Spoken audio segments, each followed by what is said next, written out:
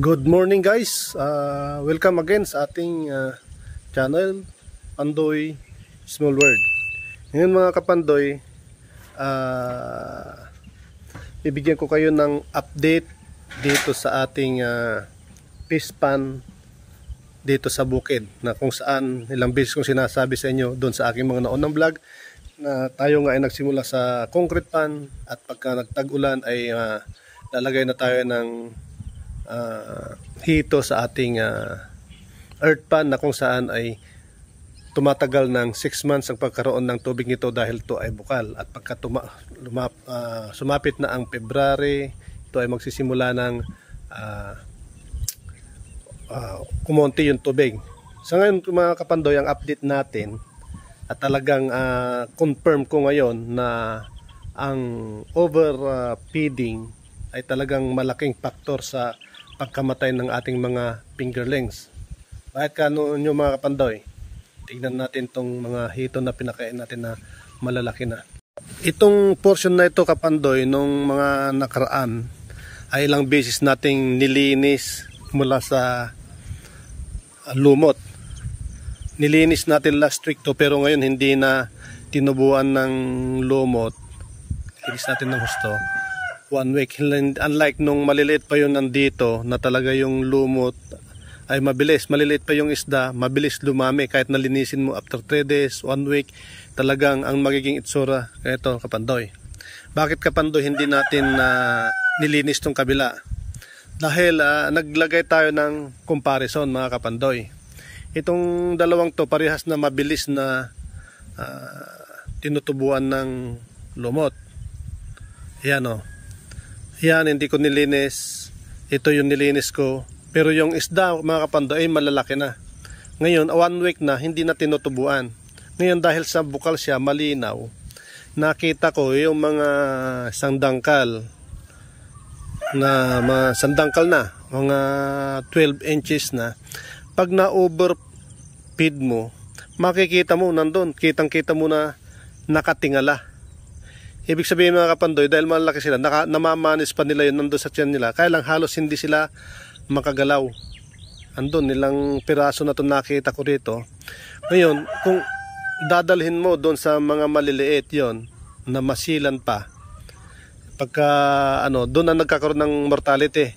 Ngayon ko nakita na yung mga fingerlings ko dati, bakit ka ako namamatay, pagdating dito after 1 week namamatay, yun pala dun sa uncontrolled na pagpapakain, lalo pag yung mga pinapakain natin ay pellets na bilog at hindi mo nababad, nasobrahan mo, maraming tumitingala. Bukod pa doon, kung bagong hango yung fingerlings mo, yung mga hindi maingat na pag-handle sa pagbibiyahe, pagtatransfer, pagsasalin, kahit kunting galos lang, hindi sila mamamatay. Pero later on, hindi naman kasi sila ay walang kaliskisi, hindi makaka-recover yung balat, lalala, din makikita natin mamamatay.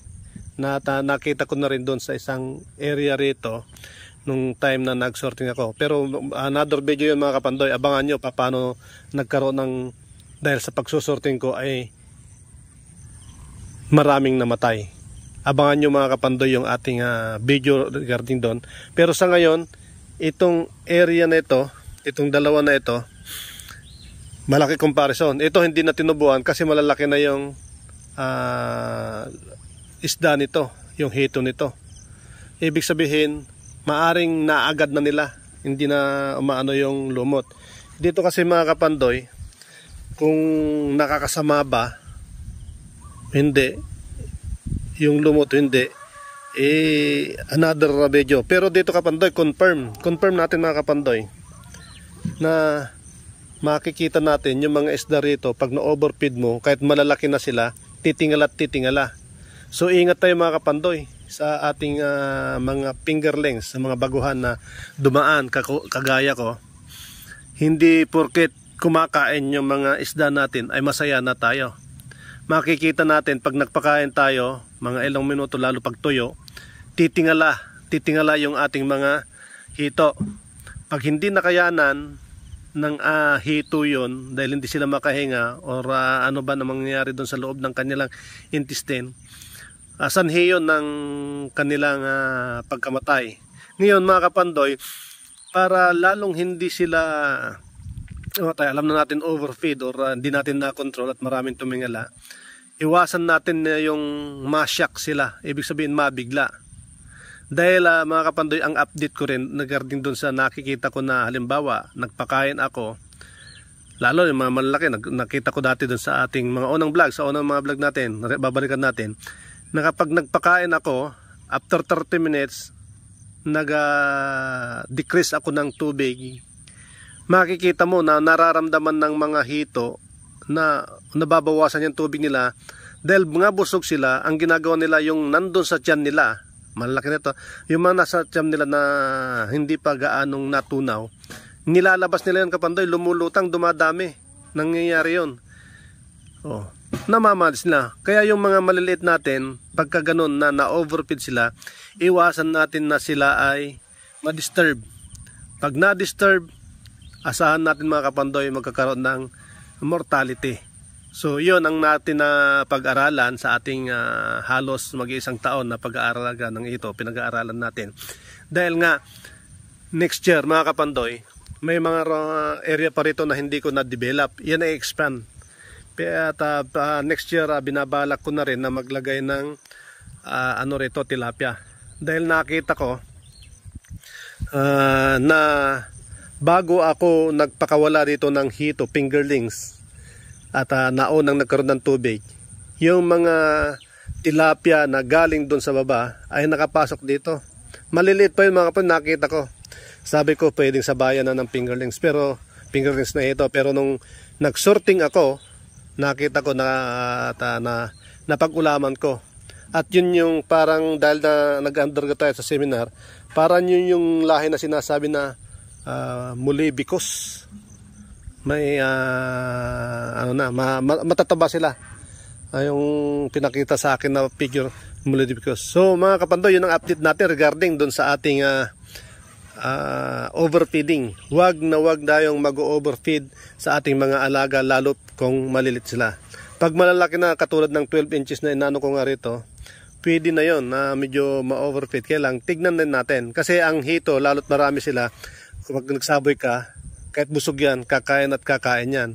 So, yun. Kaya nga, mas maganda yung practice ng mga nasa ibang lugar na kung saan mga mortality ng mga manok ang pinapakain. Doon kasi, kung ano yung nakain nila, hindi na yon mag-expand.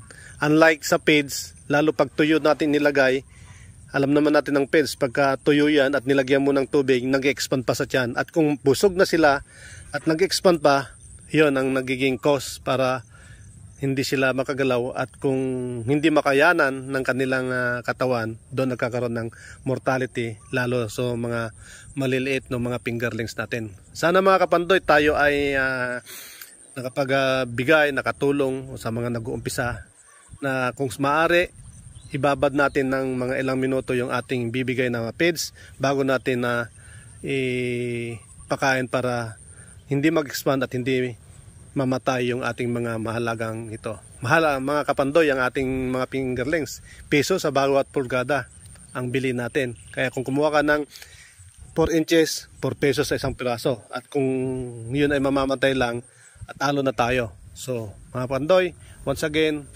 yun ang ating update.